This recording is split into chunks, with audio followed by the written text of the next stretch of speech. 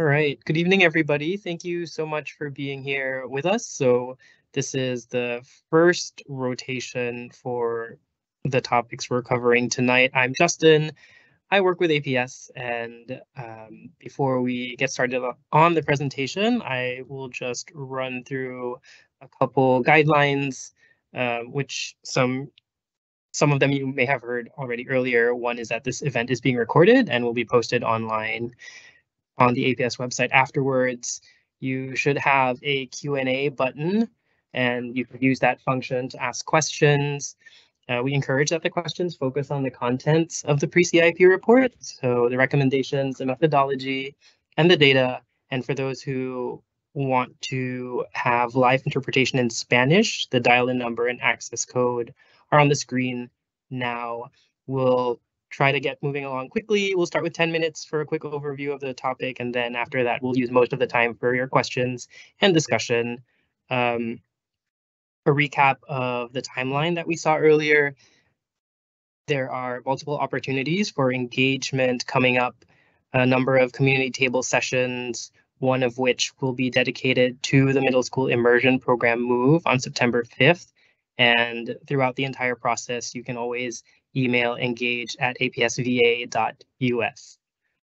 And some important dates to note as it relates to when the school board will be making decisions around this topic. We will be engaging with the public until the fall, so there's lots of time for input and feedback from the communities. With that, I will turn it over to our main presenters, Lisa and Robert, for the middle school boundary adjustment discussion. Over to you. Thank you, Robert Justin. And Lisa. Thank you, Justin. Hi, I'm Robert Ruiz, Principal Planner with Arlington Public Schools. So the rationale for the middle school boundary adjustments include balanced capacity utilization across all neighborhood middle schools and maximize use of facilities. In other words, to the extent possible, level the enrollment and capacity utilization within the buildings.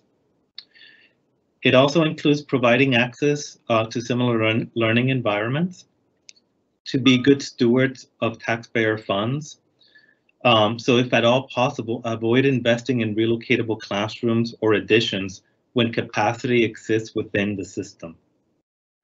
And it also addresses the 6 considerations in the school board's policy on boundaries. These include efficiency, proximity, stability, alignment, demographics, and contiguity. The proposal in the pre-CIP report includes to move immersion from Gunston to Kenmore and concurrently. Lisa Stengel will touch on the rationale for this move in a later slide. And adjust middle school boundaries. Next slide, please. The table on this slide shows the capacity utilization for each neighborhood middle school. Capacity utilization measures the extent that school buildings are occupied by comparing actual or projected enrollment to the building's design seat capacity. A percentage above 100% means that there are more students than seats. Conversely, a percentage below 100% means that there are more seats than students. Based on the latest middle school projections, if current middle school boundaries are maintained, then Gunston and Swanson will be over capacity by around 2025-26. By 2027-28, it is expected that Gunston will continue to be over capacity.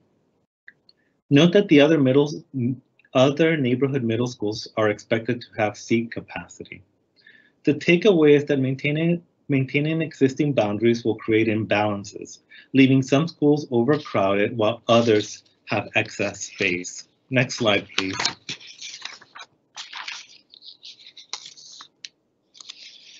Appendix H of the pre-CIP report includes a draft fall 2023 middle school boundary recommendation. This section of the pre-CIP report includes capacity utilization for the proposed middle school boundaries using grade 6 to 8 projections for school year 2027-28. This draft proposal assumes that in fall 2025 that county-wide immersion grades 6, 7, and 8 move together to Kenmore, and 2/3 of Immersion students that live in the current Gunston boundary move to Kenmore. Note, this does not apply to the middle school Immersion students that live outside of the Gunston boundary. Boundary changes apply to grade 6 students. Students in grade 7 and 8 will be grandfathered. Please be mindful that an updated middle school boundary proposal will be provided in October. Next slide, please. This map shows the middle school boundaries for APS's 6 neighborhood middle schools.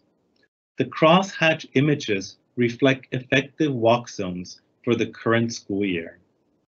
As you look at the northern portion of the county on the map, note that in the 2017 middle school boundary process, that Williamsburg's boundary was constrained by Swanson's and Ham's walk zones. So Williamsburg boundary is highlighted in blue to the north of the map. This limited how far Williamsburg boundary could extend and left Williamsburg under capacity. Williamsburg's enrollment is projected to decline in the coming years, meaning it will continue to have more seats than students. Williamsburg's capacity utilization can improve by expanding into the walk zones for Swanson and Ham. This expands the number of housing assigned to and the students that can attend Williamsburg. Next slide, please. The table on this slide has information also included in Appendix H of the pre-CIP report. The table provides data on the implications from the pre-CIP report's draft fall 2023 middle school boundaries recommendations. These include about 1,900 K-8 current APS students living in planning units or live in planning units that will be reassigned to a new neighborhood middle school. About 40 out of 347 total planning units change neighborhood middle school assignment. And about 12 walkable planning units to Dorothy Ham are reassigned to another school and eligible for transportation. Similarly, about 6 walkable planning units to Swanson are reassigned to another school and also eligible for transportation. Next slide, please. The table on this slide also is included in Appendix H, or the information on this slide is also included in Appendix H of the pre-CIP report. With the pre-CIP report's draft fall 2023 middle school boundary recommendations, there are trade-offs. It fills middle schools closer to capacity. It also increases the number of students who require transportation based on current policy practices. The table on this slide shows that currently about 52% of grade 6 to 8 students live in a neighborhood middle school walk zone.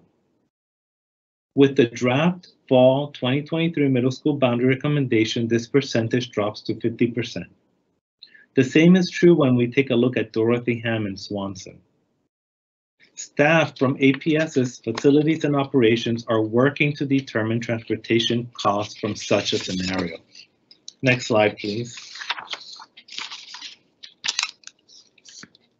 Facilities and operations staff has provided an initial assessment of the draft middle school boundary recommendation in Appendix H, using existing policy and practices for transportation. Their initial assessment includes APS loses transportation efficiencies of combined hop stops for Montessori and Immersion students at Gunston. Reducing the walk zones will require additional buses to provide transportation to some students. To accommodate more students, there will be increased congestion in the neighborhoods of some schools for bus staging and stacking during arrival and dismissal time. Some bus routes may be extended and may have students in transit for a longer time. Also, note that students who attend option programs may be provided transportation. APS will need to continue exploring strategies to reduce transportation demand. And I'll turn it over to Ms. Lisa Stengel. So APS needs to adjust middle school boundaries. Again, the priority here is providing relief for Gunston that's over capacity and balancing out enrollment. In early 2022, the dual language immersion visioning process wrapped up and recommended relocating immersion to a more central location. That process included representatives from staff, from PTAs, and immersion experts. Members of that task force, as well as people who participated on the elementary feeder structure and the realignment of the schools that went to Claremont and DeKey, expressed that a centralized location for the middle school program would increase program continuation rates through the secondary level by reducing the distance. Over time, our program evaluations have shown that one of the concerns about the location at Gunston has been the distance from some parts of the county. The DLI task force, or dual language immersion task force, decided it was necessary to retain one middle school site until the program was big enough to go to 2. And at this point, it has not reached that size. Today, we've looked at the data and we'll be putting out FAQs on this. Kenmore and Jefferson have the most students who attend the immersion program at Gunston. They have more students than Gunston has itself. Jefferson was not considered because of the IB program at the school, and Williamsburg was not considered because, like Gunston, it sort of would be the same, but in the opposite corner of the county, with not being accessible to everyone.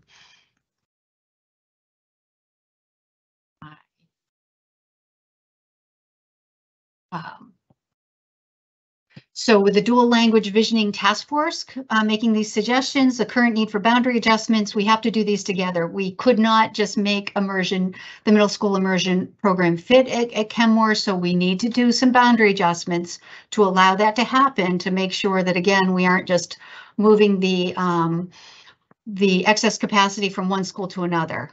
And with that, I think I'm done with that slide, sorry.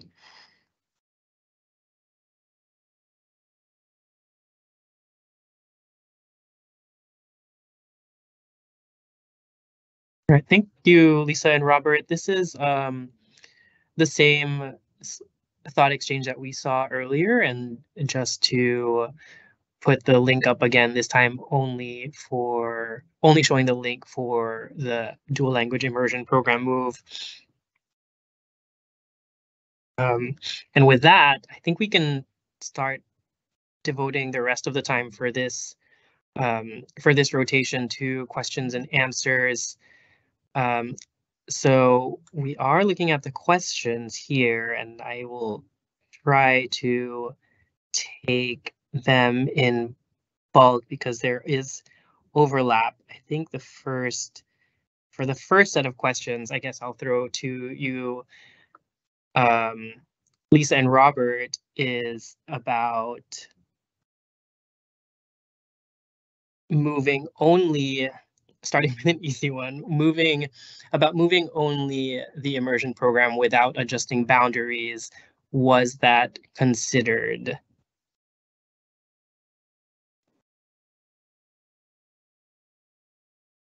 So we did look at that question. The thing is, if you in the pre-CIP report, we have capacity utilization table, so you can look at this yourself and think about it as you are looking at the numbers.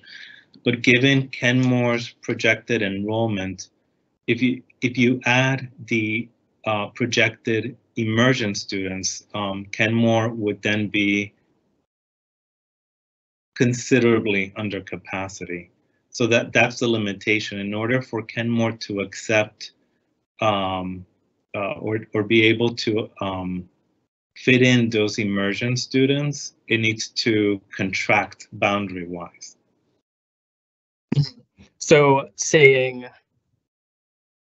how do we summarize this? If we were only to move the immersion program, none of the elementary schools are certain to have enough capacity for that to be the only thing we do to balance. So for middle school, so if the boundaries remain all the same, and just the immersion program relocates from its current home in Gunston to a new home at Kenmore, then Kenmore would be severely over capacity. Okay, thank you. And as a follow-up to that, do we know what % of immersion students live in the Williamsburg district? That's data that we will be, believe we'll be publishing on an FAQ soon. I don't have it with me, but I know some of our colleagues are working on that. Because we did get a question through Engage in terms of seeing, you know, where do the immersion students reside outside of the Gunston boundary? Mm-hmm. And is there any data, or is there any way of projecting how many students would choose to continue immersion in middle school if the location is at Kenmore? We made an assumption. So as I mentioned, the students at Gunston who attend immersion, it's a combination of two types of students, how they get there. Some of those immersion students live within the Gunston boundary and they attend immersion. Immersion program at Gunston is also county-wide, so there are students who live outside of Gunston who attend immersion. So we made an assumption that all the county-wide immersion students would relocate to Kenmore. And that two-thirds of the immersion students who reside at Gunston would move to Kenmore. Can I add to that as well? So when we moved immersion from, when we move Key to its current location now that it's renamed Escuela Key, we heard during that process that a lot of families would not follow the program when it moved to the site. There was a survey, I think, that the school did during the process, and we heard that, and I don't know if it was 20% would not follow it or more, it was a large amount. But we knew that once we got closer to a decision and we knew a decision, and we could get information about where the hub stop would be, we could give information about other things, that we'd get a better response that we could actually use. I think we saw 92% of the students follow it, and many of those students who didn't, 92%, you know, it's a small number that did not. Some of those students were moving out of the county. So it wasn't just the program was moving, it was they were moving from Arlington as well. So we hope that most students will continue, and that when they see the options for transportation, once we have this information and all those things are available, that they can make informed decisions at that point in time. Okay, and so switching a little bit to boundaries, I see here a question that says, are there going to be additional boundary options because the current report only shows one set of boundaries?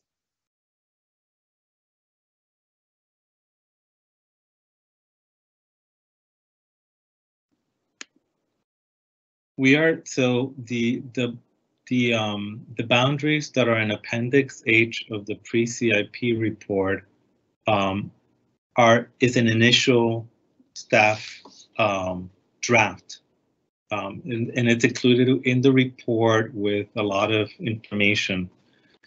But through the throughout the summer, we're gathering feedback on Engage and getting feedback from the public in terms of what they view as working or not working, or suggestions, creative ideas, and sometimes just questions. And so based on that boundary proposal will be refined further, but we're still in that gathering phase. So on the APS website, under Engage, there's a boundaries page where you could provide feedback. And right now we're also have some of the data that we're using in terms of housing and the number of students that reside in the planning units. We also have something called a planning unit data review. It's also on that site. That's good information. That's very useful. I do see a lot of comments about specific planning units. So for those who are asking about that, I would encourage you to send your feedback specifically for that planning unit review. So I also see some questions here, some overlap talking about walk zones. One of which is, what is the benefit expected from shifting capacity from the ham walk zone to Williamsburg. There's another about taking kids who live 3 blocks from Ham and moving them to Williamsburg. Can you talk a little bit about the decisions around considering walk zones and in-boundary adjustments?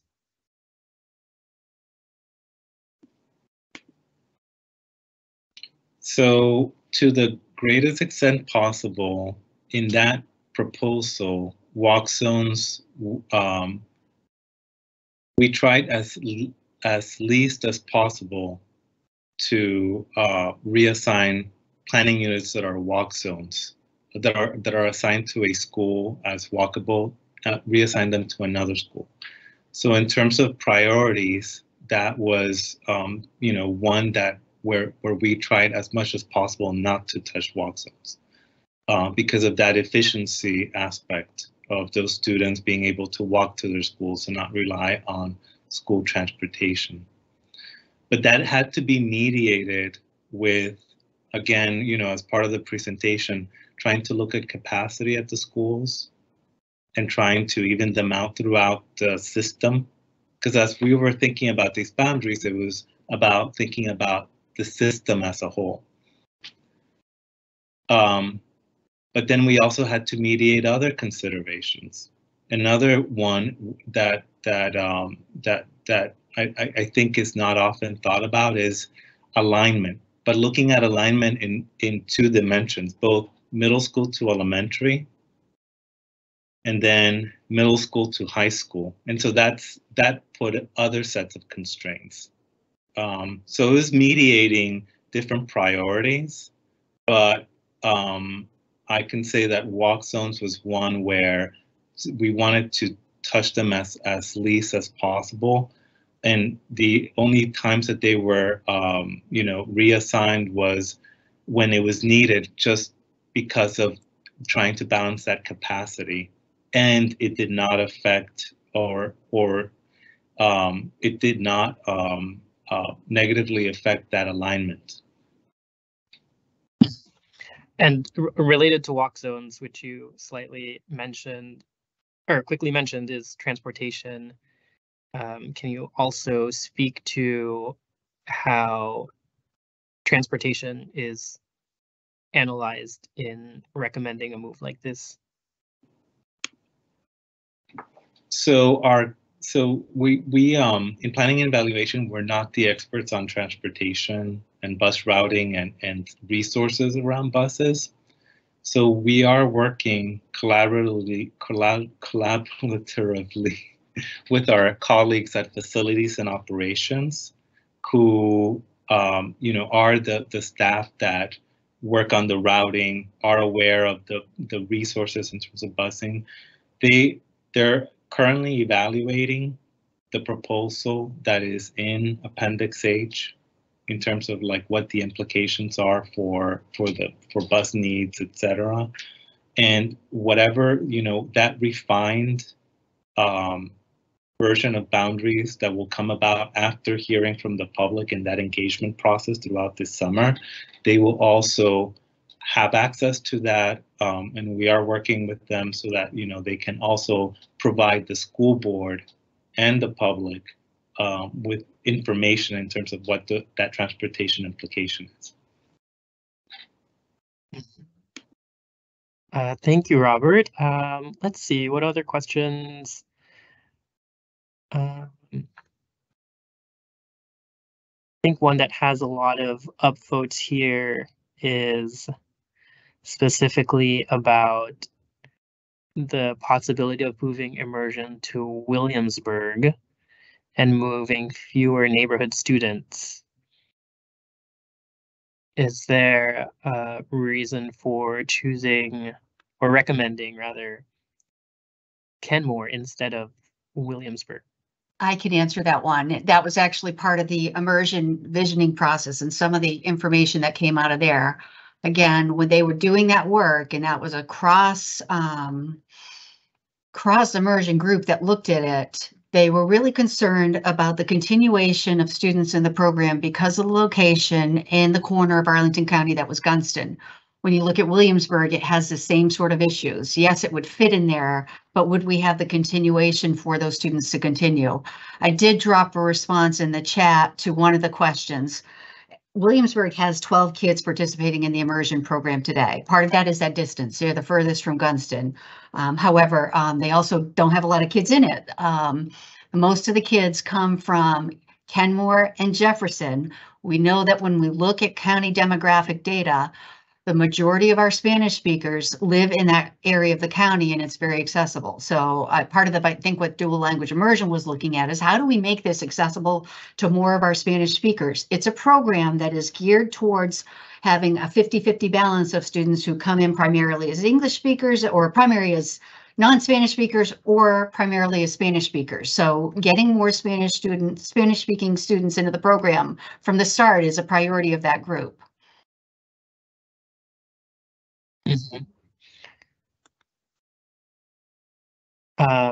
Thank you. So you might have noticed that we're also trying to reply to some of the questions by typing in our answers too. We'll try to get to all of them. And I also want to do a time check here. It's 7:10, and I think we're supposed to try and move to the second rotation shortly. So I also want to let everybody know that if we don't get to the answers, we do have, we will have a copy of all of these afterwards, and we'll either add them as an FAQ item, or if you don't get the answer you're looking for tonight, you can always email engage@apsva.us, and we're reading and answering to every question that comes in through that email address. So I think a couple of maybe one last question, looking through the comments. Maybe a general point about, I see a question that says, is the county taking into consideration impacts on students beyond just the numbers? And I think this, I mean, the answer is we do, and that's, of course, it happens in a number of ways, but maybe we can give an overview of the things that are considered for something like this. Of course, it's not just numbers. What are the other things that are considered? I can answer that if you want. We have 6 policy considerations that I think we covered in Robert's items that we have to look at. I'm going to go back up and actually try and look at them real quick so I don't forget any. So proximity, how close students are to school. Stability, the number of times they're impacted. We try and avoid doing a boundary process more than once while students are in a school level. So, for elementary schools, that's 6 years. For middle schools, that's 3 years. For high school, it's 4. We look at alignment, where they go from elementary to middle to high school. We look at demographics. We look at contiguity. We used to have islands where we would have students actually going through other boundary zones to get to their school. And one of the policy considerations is contingency or contiguity, making sure that we're not creating islands and students are having to go quite a distance beyond another school to get to their school. The other one is efficiency. Sorry, I skipped that one at the front. So efficiency can be interpreted a lot of ways. I would say on one of the things that we do try and do, I know people want us to make sure that we don't have either small groups of kids, but sometimes we all define it differently. For the past boundary processes that we've done, we've talked about small groups of kids of 25 or more. So we want to make sure there's at least 25 in a cohort from any school. But I would say in some places there are planning units where if we did 25 by grade, that would be hundreds of students. And sometimes that's too many kids for a boundary change. So we have to be careful. We are looking at these. We're seeing the comments and the suggestions on it from both sides. We don't want to have too small a group going to a school and really going in a different direction from all of the other kids. And we actually, Robert has done an analysis of alignment and where we need to make those fixes, where we have done some prior boundary changes, particularly around science focus, innovation, and Dorothy Ham in that area with, where we have a lot of new schools. So we've got to do some alignment fixes there. We've heard the Boulevard Manor folks and the Ashland folks talk about it. we're not going to say that we can include all planning units going in one direction, especially for places in the middle of the county. My home's in the middle of the county. My kids separated for middle and high school, different places where they're kids. We want to try and limit that so they're not going too many, but we can't guarantee they'll all go together. Yeah. Thank you, Lisa. There are a lot of questions here.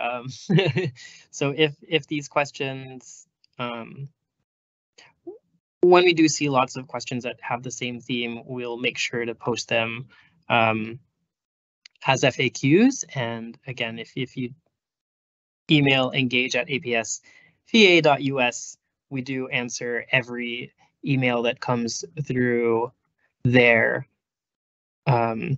So with that, unfortunately, we kind of have to move into the second rotation. Let me pull up the screen.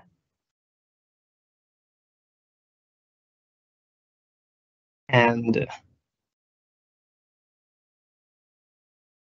you can choose from any of the 3 rooms.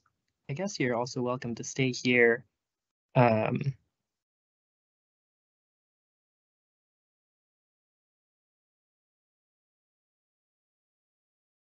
That showing? No, it's not. Yes, I can. Community table. There we go. Yeah, I see it. So thank you, Lisa. Thank you, Robert. The APS team will stay in this room, and everybody else, you can choose your next topic. And thank you for all your questions and input. We do compile everything.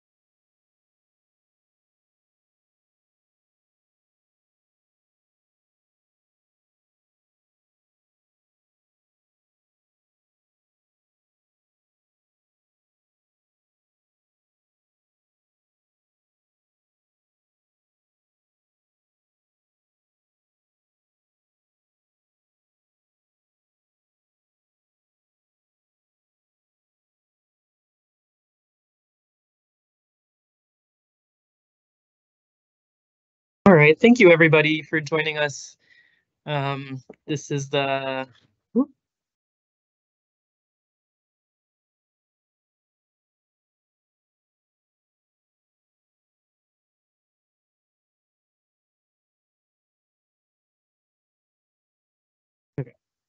Hi, this is the breakout room for those interested in talking about middle school boundaries and the dual language immersion program move. See, there are 26 people in the room, so to keep us moving, I think we can get started. Good evening, everybody. Thank you for joining us. I'm Justin, and I work with APS. Before we move into the main presentation, just a quick overview of some of the norms and guidelines. First, that this event is being recorded and will be posted on APS afterwards. There is a Q&A button as part of the Microsoft Teams interface, and please use that to ask your questions. There are a lot coming in, and we'll do our best to address the most questions that we can given our limited time. And if we don't answer, we are compiling everything that comes in, and if we see common themes, we'll post it as frequently asked questions on the website. And you can always email engage@apsva.us. We strongly encourage that questions focus on the contents of the report, the recommendations, the methodology, and the data. And for those who would prefer to have live Spanish interpretation, there is a dial-in number for that. And I can also post that again in the chat. So we'll take about 10 minutes for a quick overview of the topic, and then we'll try to use as much time as possible for questions and discussion.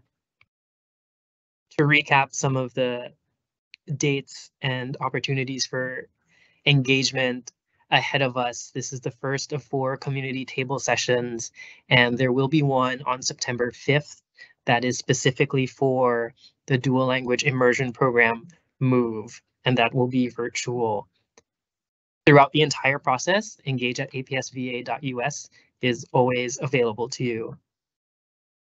This is some important dates as it relates to when the school board will be making decisions about middle school boundaries and the immersion program move. So you have until these dates to provide input and feedback, and we're counting on your participation. We're compiling everything that comes in, and this will all be presented to the school board in time for their decision. With that, I will turn it over to Robert and Lisa from APS to talk about the boundaries and immersion program move. Thank you, Justin. My name is Robert Ruiz. I'm a principal planner with Arlington Public Schools. So the rationale for the middle school boundary adjustments include balanced capacity utilization across all neighborhood middle schools and maximize use of facilities. In other words, to the extent possible, level the enrollment and capacity utilization within the buildings. It also includes providing access to similar learning environments and being a good steward of taxpayer funds. If at all possible, avoid investing in relocatable classrooms or additions when capacity exists within the system. It also includes addressing the 6 considerations of the school board's policy and boundaries.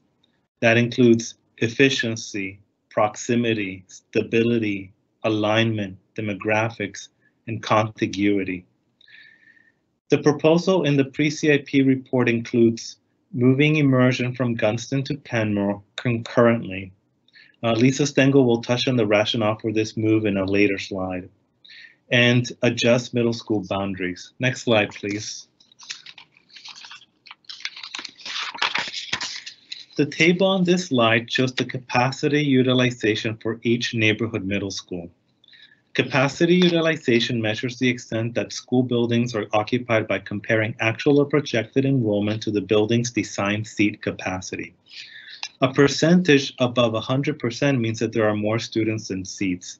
Conversely, a percentage below 100% means that there are more seats than students. Based on the latest middle school projections, if current middle school boundaries are maintained, then Gunston and Swanson will be over capacity by 2025-26. By 2027-28, it is expected that Gunston will continue to be over capacity. Note that other neighborhood middle schools are expected to have seat capacity. The takeaway is that maintaining existing boundaries will create imbalances, leaving some schools overcrowded while others have excess space. Next slide, please. Appendix H of the pre-CIP report includes a draft fall 2023 middle school boundary recommendation. This section of the pre-CIP report includes capacity utilization for proposed middle school boundaries using grade 6 to 8 projections for school year 2027-28. This draft proposal assumes that in fall 2025 that county-wide immersions grades 6, 7, and 8 move together to Kenmore. 2/3 of immersion students that live in the current Gunston boundary move to Kenmore. Note, this does not apply to the middle school immersion students that live outside of the Gunston boundary. Boundary changes apply to grade 6 students. Students in grades 7 to 8 will be grandfathered. Please be mindful that an updated middle school boundary proposal will be provided in October. Next slide, please. This map shows the middle school boundaries for APS's 6 neighborhood middle school. The crosshatch images reflect current effective walk zones for the current school year. As you look at the northern portion of the county of the map, note that in 2017 middle school boundary process, that Williamsburg's boundary was constrained by Swanson's and Ham's walk zones. This limited how far Williamsburg boundary could extend and left Williamsburg under capacity. So Williamsburg is the attendance area that's highlighted in blue. Williamsburg's enrollment is projected to decline in the coming years, meaning it will continue to have more seats than students. Williamsburg's capacity utilization can improve by expanding into the walk zones for Swanson and Ham. This expands the number of housing assigned to and the number of students that can attend Williamsburg. Next slide, please. The table on this slide has information also included in Appendix H of the pre-CIP report. The table provides data on the implications from the pre-CIP report's draft fall 2023 middle school boundary recommendation. These include about 1,900 K-8 current APS students live in planning units that will be reassigned to a new neighborhood middle school.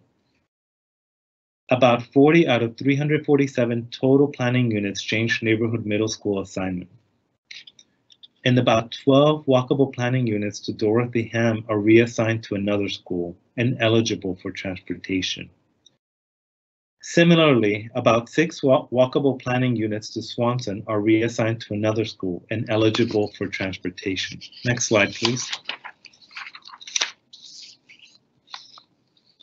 The table on this slide also has information included in Appendix H of the pre-CIP report. With the pre-CIP report's draft fall 2023 middle school boundary recommendation, there are trade-offs. It fills middle schools closer to capacity. It also increases the number of students who require transportation based on current policy and practices. The table on this slide shows that currently about 52% of grade 6 to 8 students live in a neighborhood middle school walk zone. With the draft fall 2023 middle school boundary recommendation, this percentage drops to 50%. The same is true when we take a look at Dorothy Ham and Swanson. Staff from APS's facilities and operations are working to determine transportation costs from such a scenario. Next slide, please.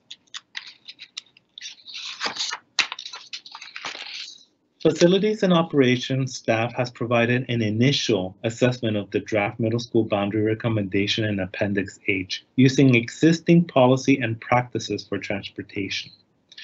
Their initial assessment includes APS loses transportation efficiencies of combined hop-stops for Montessori and Immersion students at Gunston.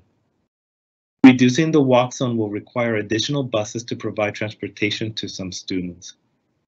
To accommodate more students, there will be increased congestion in the neighborhoods of some schools for bus staging and stacking during arrival and dismissal time. Some bus routes may be extended and may have students in transit for a longer time. Also, students who attend option schools may be provided transportation. APS will need to continue exploring strategies to reduce transportation demand. I'll turn it over to Ms. Lisa Stengel. Thanks, Robert. So we've had a couple questions already in the first session. Why Kenmore? And I wanted to make sure that we explain why the rationale for that. If we could move to the next slide. So APS must adjust middle school boundaries to provide relief for Gunston. We had in early 2022, the dual language immersion visioning process, which included stakeholders from the PTA, from the staffs at multiple levels of immersion school, from the elementary to the secondary, including middle and high school, participated in a visioning process for the immersion program. That process, part of their recommendation was to, and also from the elementary feeder process that was looking at realigning planning units that went to Claremont and Key, because we have two schools, so we have two different sort of feeder school boundaries that go to the school. All of them actually asked that we centralize the location for the middle school immersion program to increase continuation rates through the secondary level by reducing the travel distance. We've seen in our program evaluations that a lot of students and families have said over time that part of the challenge at middle school is the distance, especially as students get more active in their sports and other things going on. Sometimes that distance in the bus ride was very challenging. The DLA task force decided that it was necessary. They recommended one middle school unless the size of the middle school program got so big that it could justify being split across two schools. We're not there yet, so we're not making that recommendation. We also have looked at where students are that are attending the immersion program. Today, the two schools sending the most students to immersion are Jefferson and Kenmore. They have more students, both of them do, than Gunston has attending. Williamsburg has the smallest number of students attending. We did not consider Jefferson. I know Jefferson's central. Everybody wants everything in the center of the county. That's not possible. Jefferson actually has the IB program, and some of the academic program recommendations may impact that. Williamsburg, we didn't consider because, like Gunston, it is not going to be easy, and we expect we'd see the reverse of what we're seeing now with Williamsburg students not going there if we moved it to the Williamsburg campus, where there's very few students from that neighborhood who attend the program in middle school today. I think that's it for me.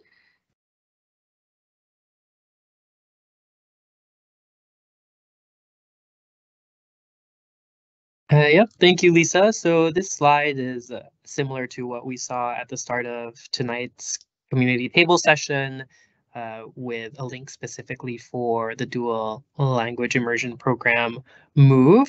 So we encourage everyone to also participate in the Thought Exchange platform, which will be open until September 15th. And that will also be compiled together with all the other messages and comments that we get and presented to the school board. With that, we can move to our Q&A and discussion. I also wanted to acknowledge that a representative from the Facilities Advisory Committee is attending tonight. So I'll start, Kateri Garcia. So I'll start with questions that I see from her, and then I'll try and move to as many questions as possible from the audience. So one question from Kateri is about something that was in the pre-CIP report. The recommendation from staff was to create 2 dual immersion schools. Why not start this immediately so that less of a boundary change would be required? And second, I will scroll down, is about diversity. Is there any concern that shifting boundaries for local kids out of Kenmore and further north would reduce the diversity for local middle school students, specifically concerns that the higher income students will be pushed further north, leading to less socioeconomic diversity and associated racial diversity. So one question about the two schools and another question on diversity. Let So me either answer the Robert or question Lisa. about the two schools. I'll Okay. answer about the two immersion schools. So that was considered during the immersion visioning process. The issue is with staffing and what you would need in order for the program to run is you would need those programs to have probably about 200 kids per school. I don't know the exact number, but I know that right now we don't have it, and splitting it across two wouldn't allow us to actually have the robust program that they have today because of the numbers that it would divide. It would have to be big enough to move it there. And I can't process those two questions at once, so you may need to repeat the other, and Robert may answer. So the second one was about diversity. Is there any concern that shifting boundaries would reduce diversity in middle schools?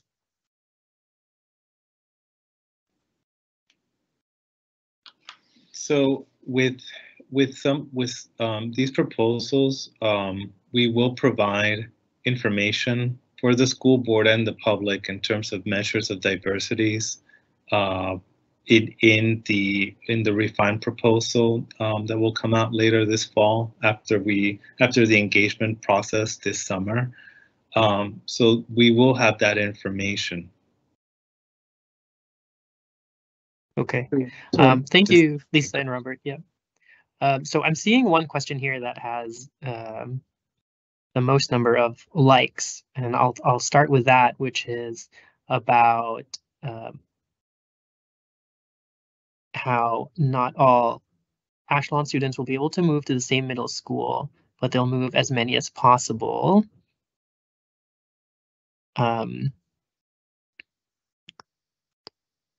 Let's see. As a family in one of the two planning units that will be separated from the other 15, I must point out that moving as many as possible, but not all of them, is the worst possible outcome because they're picking a handful of children to be isolated. I guess the thing to address here is choosing planning units, how we go through that process, what is a threshold for the number of students that are moved? Is there any kind of overview that you can provide on that issue? Yes, we've gotten a number of questions from the Ashland community on two of the planning units that are being reassigned. So in an earlier table session, I spoke to the fact that with the draft boundary proposal that will be refined further this summer as we hear community input throughout the summer. In that boundary proposal, it's mediating different needs and different priorities. As I mentioned earlier, walk zones as slightly as possible, only when it's needed in order to bring parity in terms of capacity utilization across the neighborhood middle schools. There's also the question of alignment, and alignment looking at it both from middle school, as students progress from elementary to middle school, and then middle school to high school. And besides walk zones and alignment, like I mentioned earlier, there's also that capacity utilization and trying to bring parity throughout the system among the neighborhood middle schools. So when you try to balance all those priorities, some of them are competing, and it means that you're trying to find the best fit in terms of, for example, at Kenmore, being able to reduce it enough, the boundary, so that it can then have space for the immersion students. But it also means that some of those planning units have to be reassigned, that are currently at Kenmore, have to be reassigned to another neighborhood middle school. And so those hard choices are made both by looking at the capacity, trying to touch walk zones as slightly and only when it's necessary to meet those capacity objectives, but also being mindful of that alignment question that is both for elementary to middle and middle to high. So it's a complicated answer because it means mediating different priorities. Mm-hmm.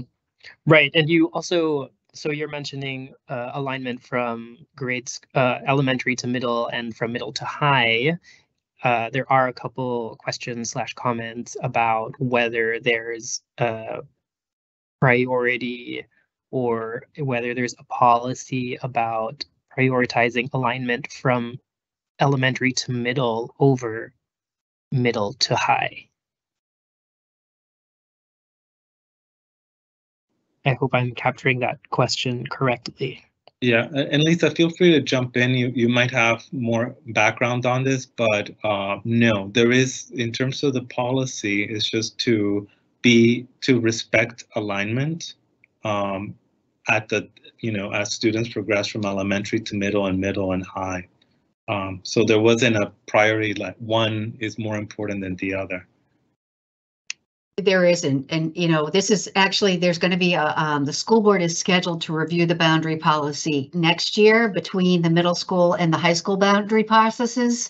It hasn't been done for 5 years, so it's on the schedule like other policies to be evaluated. And one of the things that we expect to happen is maybe there is some redefining of some of these things that are pretty vague in how we're using it. I mean, that piece on alignment has never necessarily been a priority.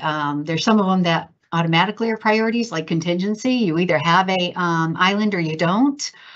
These other things are a balancing of a number of different factors. And so the school board may want to change that when they update the policy.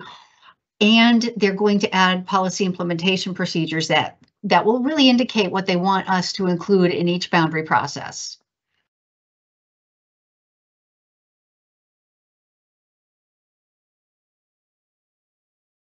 One thing I will point out to on the report on that Appendix H that I keep mentioning in regards to those tables, but also in that draft staff proposal that, again, it will be refined throughout the summer based on that feedback that we get from the community. We want it to be as transparent as possible in terms of alignment. So besides map 1, which shows that draft preliminary proposal, it also, map 2 takes that proposal and compares it to existing elementary boundaries. And also map 3 compares it to existing high school boundaries, just to give the community and the school board a sense of, how do these boundaries align to those elementary and high school boundaries. So we have it there as a visual, if that's helpful at all. Yeah, that's a really good point, and I might go back to the timeline slide just to further clarify that the first step here is the individual planning unit data review, and we're counting on the community's participation for that. Afterwards, from that planning unit data review, that will then feed into a boundary proposal, and the community can still give feedback on that boundary proposal. Then after that, it's then it's decided on after that. So you'll see those steps in this timeline. And this timeline is also posted in the pre-CIP report. It's also posted online. So I know there are a lot of dates for different parts of the pre-CIP report and for the boundary changes. So I hope that helps clarify it a little bit. And I'll switch now to walk zones because there's one question here that's getting a lot of likes, which says that if our priority is to reduce the amount of disruption to students in a walk zone, Why is the proposal to move 13 planning units from Taylor when they're all walkers to Ham? It proposes to move 69% of Taylor's population to Williamsburg, no less than 3 years after the opening of Ham. How does that impact continuity? I guess speaking a little bit to stability, walk zones and stability. There are kind of two questions in that one comment. Yeah, Justin, if you could please go to slide 77 that had that map.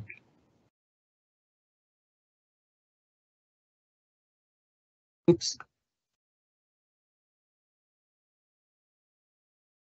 So this,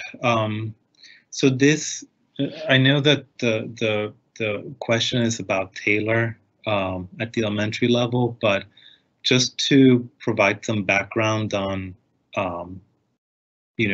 why some planning units at the middle school level, obviously has implications to elementary, why they were reassigned. So, as I mentioned earlier, in the 2017 middle school boundary process, which was countywide, Williamsburg's boundary was constrained by the walk zones of Swanson and Dorothy Ham. So where you see that Swanson school and with the green hatch mark and the Dorothy Ham with the apricot colored hatch marks, that sort of delineated how far Williamsburg can expand. Williamsburg, from some of the tables that we put in the presentation earlier, is under capacity. And so again, it's about balancing competing priorities. So one of the things is bringing parity in terms of capacity utilization across neighborhood middle schools. So Williamsburg being so under capacity, the only way to add more households, housing units, and potentially students is for that boundary to expand.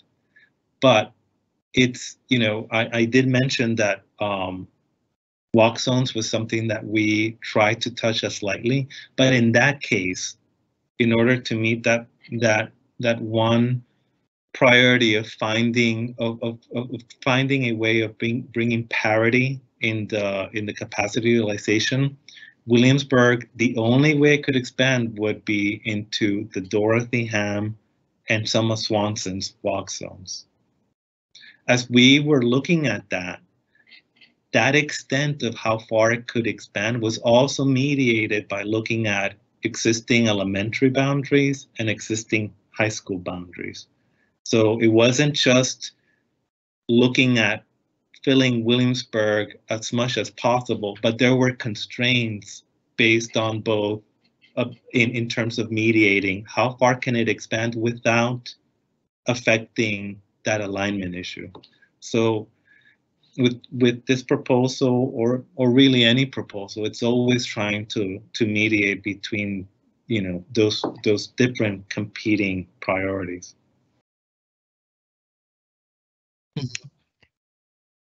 And there was sort of a second question built in there about moving students multiple times, and I think that speaks to our consideration for stability. Can either you or Lisa speak to that? That's a good question, and it's one that I am glad the parent or resident is asking about, because we can look at that more closely. There was we can look at the last time that there was an elementary boundary process, how many years ago that was, and we can see if there is a question regarding stability. We did in I believe the between HB Elementary School and Oak Ridge, we were mindful on some planning units that were affected by the last elementary boundary process. But we can investigate that as well.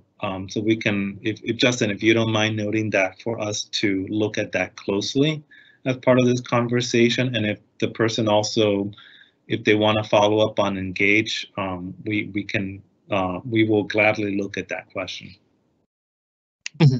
Right, and this is all some of the information that we are kind of hoping shows up during the planning unit data review and exactly why this process exists. So there are a lot of questions that are coming in, and I'm trying to cover as many as possible. If we are not able to answer your questions, we are compiling everything. And when we see certain themes, these are added to the website under the frequently asked questions. And of course, as we always like to say, Engage is open throughout this entire process in case we weren't able to get to your question or you have more input that you would like to provide to the team. I'll switch a little bit now to the immersion program move. Again, there are a lot of questions, and we saw this also with the first rotation. There are a lot of questions about why we chose Kenmore and not other schools. There are suggestions for moving the program to Williamsburg,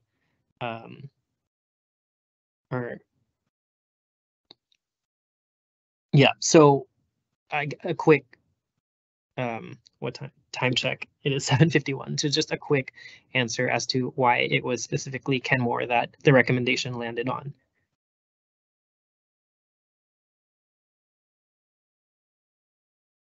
Again, I can answer that one. I probably answered it in the earlier group, sorry, and I put it in the chat, but part of it was, again, the dual language immersion visioning process, which recommended the secondary program, the middle school program be at one school, plus to a more central location where more students could access it, because we do see that fall off from elementary to middle school for it. And one of the things that we've heard in our program evaluations of immersion over time is that the distance to Gunston is a concern for some families, especially as kids start playing sports or after school activities, and they need transportation. They're a little bit more independent on getting there.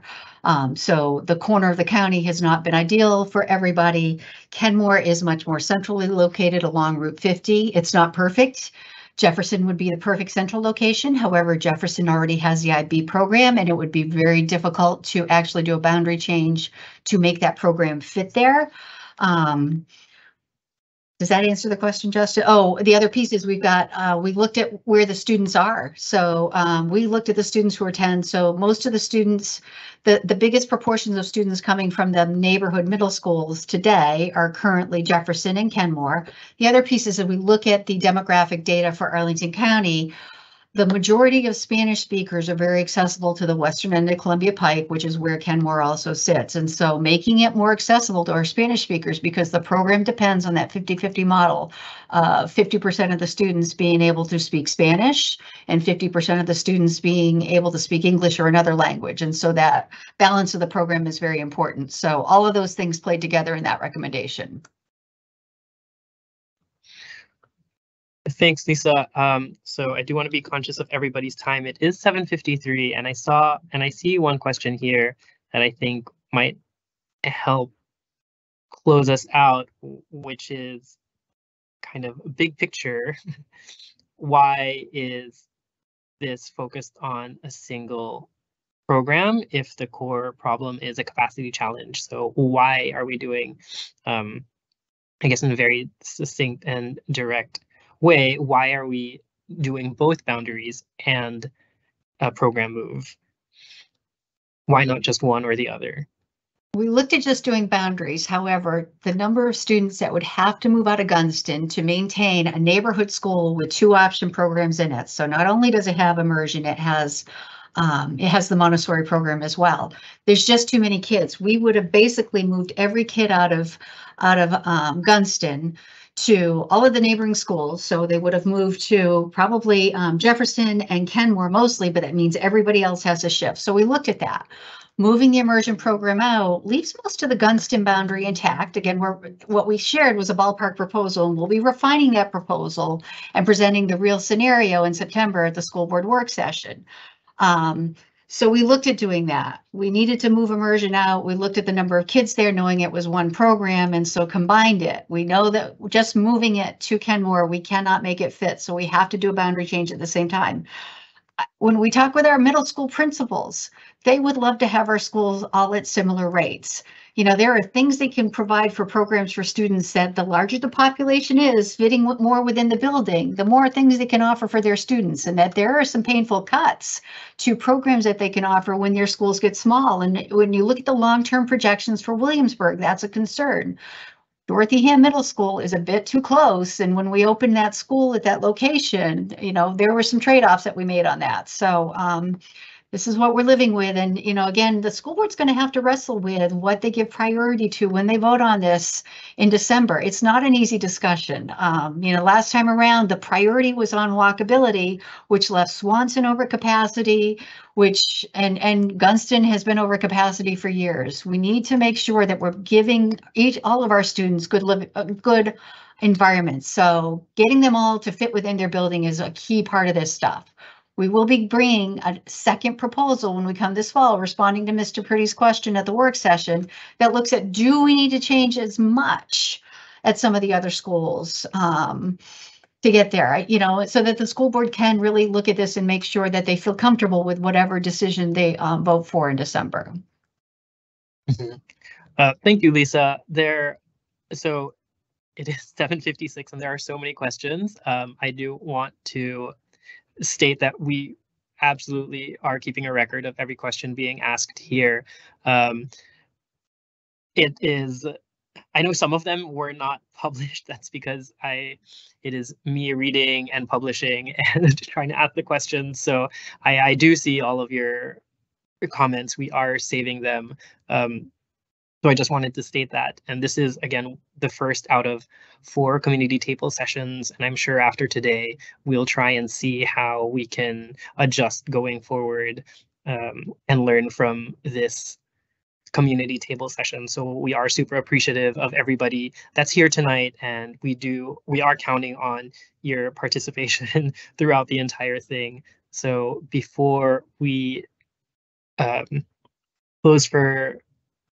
before we end tonight's event, I just wanted to put up the dates of the future community table sessions, and a reminder that the Thought Exchange website is now up both for the Swing Space site and the dual language immersion program Move. So that's another place where you can have a discussion, not just with us, but with other community members as well. And we'll keep the report website as updated as possible. And the FAQs, as I mentioned earlier, when we do see themes and questions coming in from the community that are asked a lot, we will add it there. So with that, it is 7:58. I think this has been a very productive evening, and we really hope to see everybody in the future in person.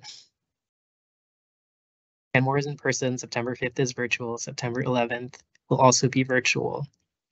So see you there. Thank you for attending tonight. And as always, engage at apsva.us. We are reading and responding to every message that comes in through there, and everything will be compiled and presented to the school board. So thank you and have a good evening, everybody.